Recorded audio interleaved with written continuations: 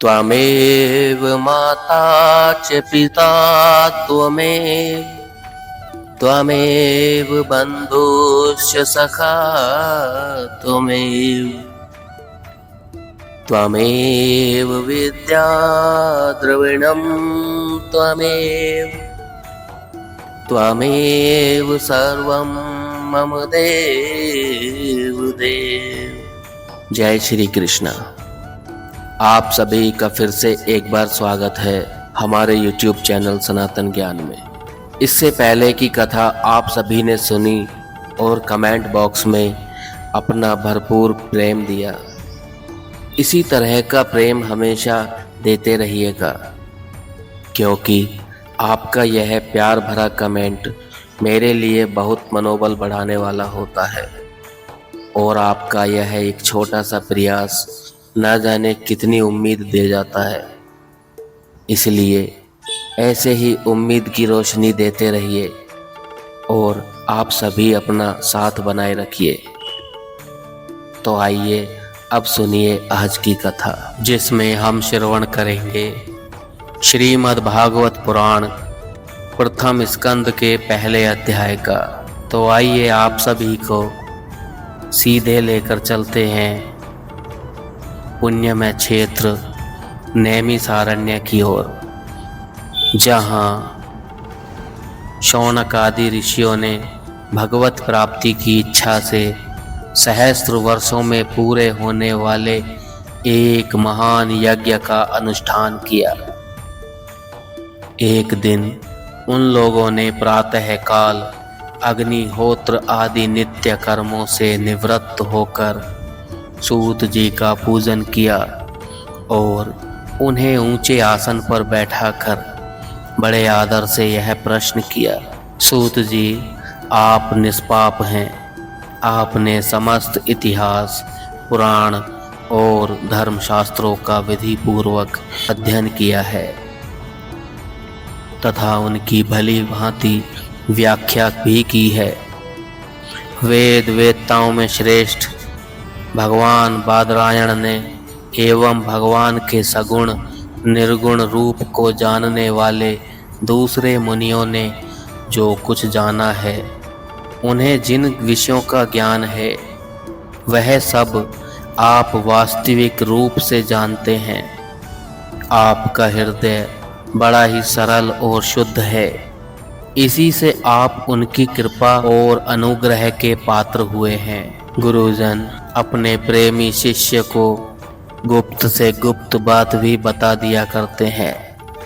आयुष्मान, आप कृपा करके यह बतलाइए कि उन सब शास्त्रों, पुराणों और गुरुजनों के उपदेश में कलियुगी जीवों के लिए परम कल्याण सहज साधन क्या है। आप संत समाज के भूषण हैं। इस कलयुग में प्रायः लोगों की आयु कम हो गई है। साधन करने में लोगों की रुचि और वृत्ति नहीं है। लोग आलसी हो गए हैं। उनका भाग्य तो मंद है ही, समझ भी थोड़ी है।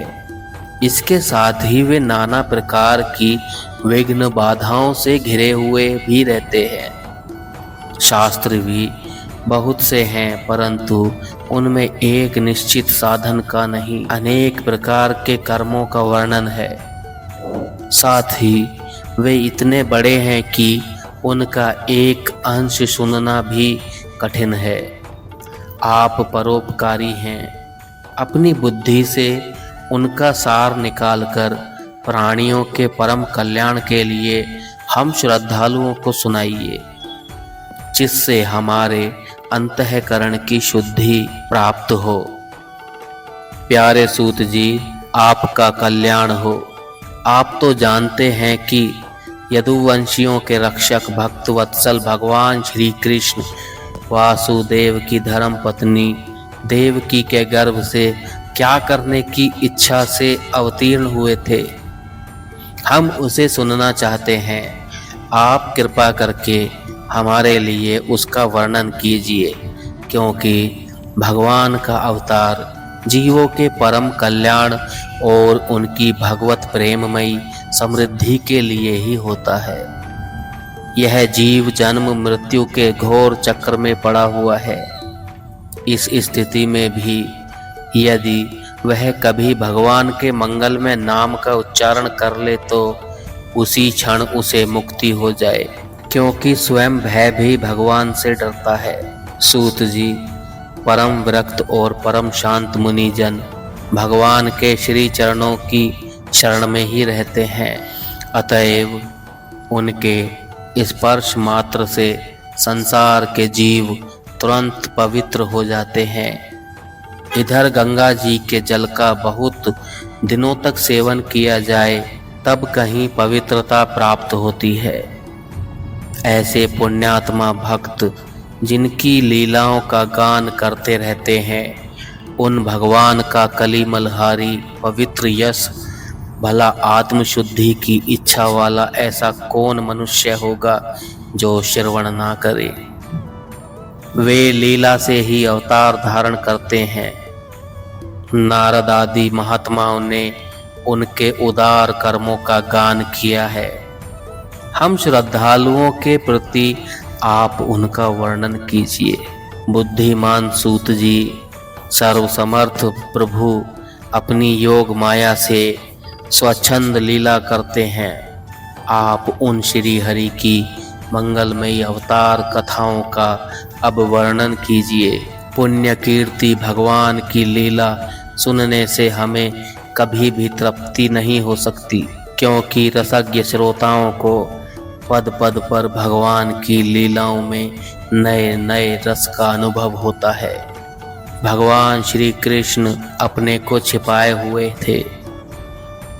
लोगों के सामने ऐसी चेष्टा करते थे मानो कोई मनुष्य हो, परंतु उन्होंने बलराम जी के साथ ऐसी लीलाएं भी की हैं, ऐसा पराक्रम भी प्रकट किया है जो मनुष्य नहीं कर सकते। कलयुग को आया जानकर इस वैष्णव क्षेत्र में हम दीर्घकालीन सत्र संकल्प करके बैठे हैं। श्री हरि की कथा सुनने के लिए हमें अवकाश प्राप्त है। यह कलयुग अंतःकरण की पवित्रता और शक्ति का नाश करने वाला है। इससे पार पाना कठिन है। जैसे समुद्र से पार जाने वालों को कर्णधार मिल जाए, उसी प्रकार इससे पार पाने की इच्छा रखने वाले हम लोगों से ब्रह्मा ने आपको मिलाया है। धर्म रक्षक ब्राह्मण भक्त योगेश्वर भगवान श्री कृष्ण के अपने धाम में पधार जाने पर धर्म ने अब किसकी शरण ली है, यह भी हमें बताइए। अध्याय समाप्त। आगे की कथा का श्रवण हम दूसरे अध्याय में करेंगे।